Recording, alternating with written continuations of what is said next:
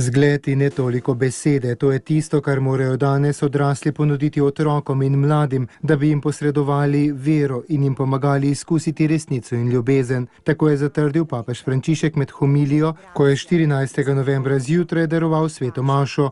V kapeli doma svete Marte je bila tokrat prisotna tudi večja skupina otrok iz ene izmed rimskih župnij. Varovati otroke je za nas odgovornost, je nadaljeval sveti oče. Kristjan mora skrbeti za otroke in jim posredovati vero. Posredovati jim mora tisto, kar živi, kar je v njegovem srcu. Ne smemo zanemarjati rastlinic, ki rastejo. Vse je odvisno od tega, da do otrok prevzamemo pravo držo. Lahko prevzamemo držo brata, očeta, matere, sestre, ki otroku pomagajo rasti, ali pa držo neprizadetosti. Naj rastejo, jaz živim svoje življenje. Vsi smo odgovorni, da damo najboljše, kar imamo.